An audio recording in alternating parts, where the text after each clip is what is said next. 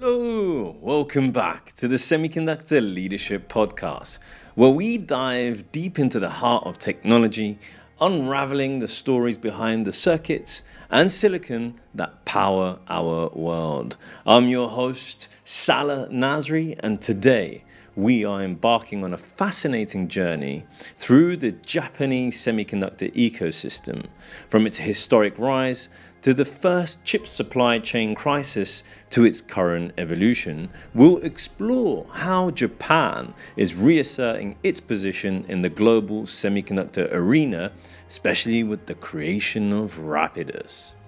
So, let's go back in time. The Tamagotchi, a handheld digital pet created by Bandai in the 1990s, became a global phenomenon, leading to one of the earliest and most notable chip supply chain crises in the consumer electronics industry. So this crisis unfolded against a backdrop of unexpected demand, technological novelty, and the intricate dynamics of global semiconductor supply chains. So it was launched in Japan in 1996 and internationally in 1997. The Tamagotchi was an instant success. Its unique proposition, allowing owners to care for a digital pet, struck a chord with both children and adults, leading to unprecedented demand across the globe. Now, the Tamagotchi's popularity soared, catching Bandai and its suppliers off guard. And this is where the chip supply crisis happened. The core of the Tamagotchi was a small, low-cost microcontroller, which is a type of semiconductor chip that executed the software, allowing users to interact with their digital pets. And the sudden and explosive demand for Tamagotchis led to a significant strain on the supply of these microcontrollers. Bandai was reportedly selling hundreds of thousands of units per week at the peak of the Tamagotchi craze, numbers that far exceeded initial forecasts.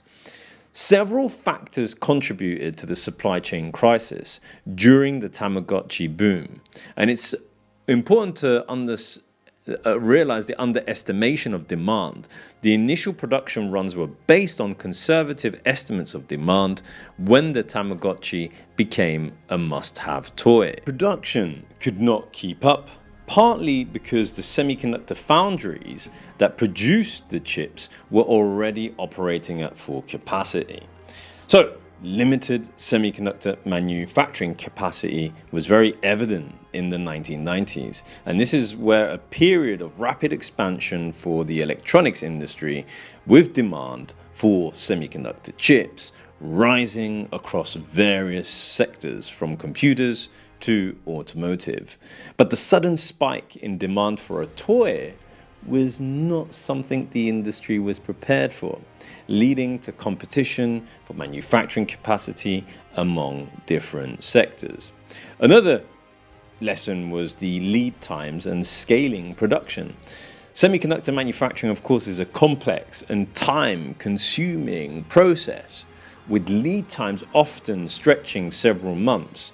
So scaling up the production to meet the unexpected demand for Tamagotchis was not a quick or easy task, contributing to the supply shortage. And this is where the global supply chain dependencies takes into consideration, because the crisis highlighted the global dependency within the semiconductor industry. Chips needed for the Tamagotchi were not solely produced in Japan, but depended on a global network of suppliers, manufacturers, and assemblers. And this complexity added layers of challenge in rapidly scaling up production. Now, the impact is that the chip supply crisis had several immediate effects. Increased prices, of course, so the scarcity of Tamagotchis led to price hikes and a bustling grey market. And this is where the toys were sold for many times their original price. and then, of course, ramped up production. And in response, Bandai and its partners worked to increase manufacturing capacity, a move that required significant investment and time. And then, of course, you have public and retailer frustration. And this is the inability to meet demand led to frustration among consumers and retailers, affecting Bandai's reputation temporarily. So, the lessons that are learned in this situation is that the Tamagotchi-induced chip supply crisis was a learning curve for the electronics and semiconductor industries.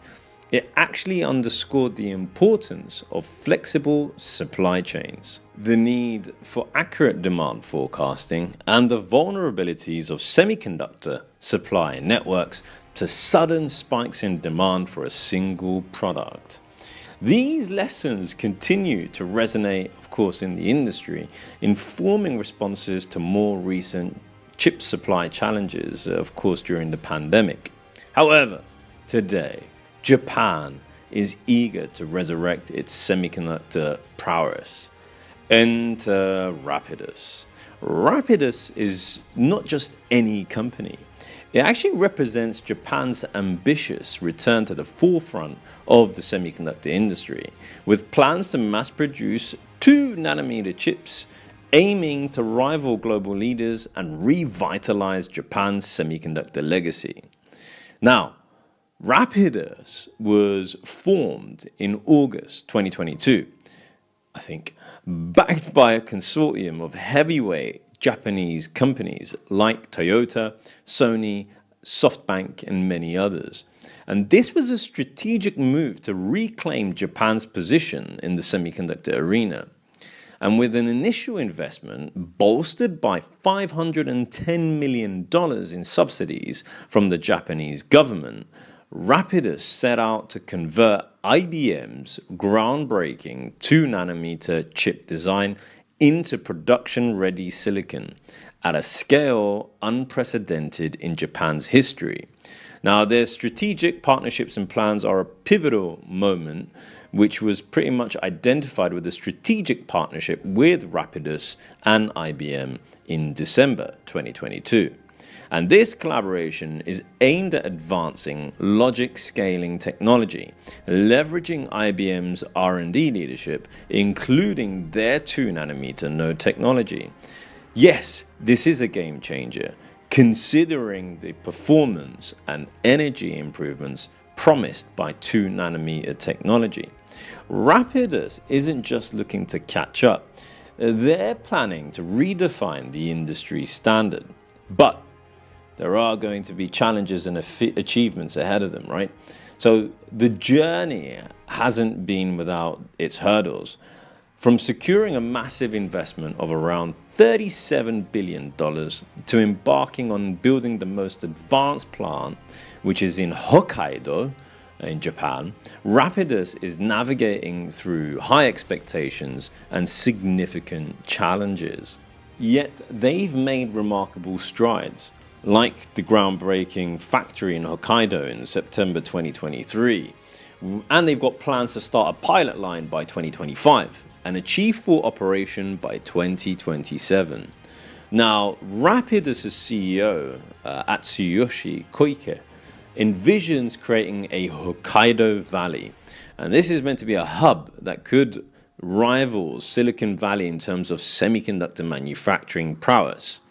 And with the world's eye on them, the partnership with IBM and IMEC and the support from the Japanese government, Rapidus is not just aiming to restore Japan's semiconductor glory, but also to innovate towards a sustainable technological advanced future.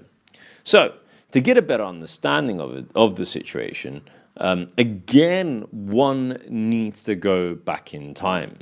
Now, the story of Japan's semiconductor industry is one of innovation, dominance, challenge, and resurgence. And in the 1980s, Japan was the pinnacle of the semiconductor world. There were companies like well, they currently exist as well, but Toshiba, NEC, and Hitachi. And these were household names, leading in memory chips and setting the pace for the industry. This era was marked by groundbreaking advancements and fierce competition, especially with the United States of America. However, as the 90s rolled in, the landscape began to shift, and the rise of South Korea and Taiwan, with giants like Samsung and TSMC, they reshaped the global market. And these changes, combined with strategic missteps and the rapid evolution of technology, saw Japan's semiconductor industry face significant challenges. Fast forward to the present, and we witness a rejuvenated focus with Japan to reclaim a leadership position in the semiconductor industry. This, of course, brings us to the creation of Rapidus, a monumental effort by Japan to leapfrog in the future of semiconductors. The creation of Rapidus is a testament to Japan's strategic vision. It's about collaboration over competition, bringing together the best of Japan's technological prowess and industrial capability. And the goal is not to only revitalize Japan's semiconductor industry, but like all other governments, is to ensure its sovereignty and security in a world increasingly dependent on digital technologies. But why is this important, you might ask? In our interconnected world, semiconductors are the lifeblood of technology. From smartphones to satellites, every device we rely on is powered by these tiny chips. And by taking a proactive stance with Rapidus in Japan, Japan is positioning itself as a key player in the global supply chain, ensuring it remains at the forefront of technology and innovation. As we, of course, look to the future, the journey of Rapidus will be one to watch closely. Of course, with its ambitious mission and the collective strength of its founding members, Rapidus embodies Japan's resurgence in the semiconductor sphere. It's a bold move, of course, signaling a new chapter in the global semiconductor story, with Japan keen on writing its success. So, as we've seen throughout this podcast today, the Japanese semiconductor ecosystem is rich with history, lessons, and now renewed ambition. As Rapidus unfolds, along with its other ecosystem, the future of technology, of course, is dependent on the Japanese semiconductor ecosystem. And one cannot neglect the great leadership from the equipment and material manufacturers in Japan. These are companies like Tokyo Electron, Ajinomoto, Advantest, Sumco, Screen, Disco, and so on and so forth.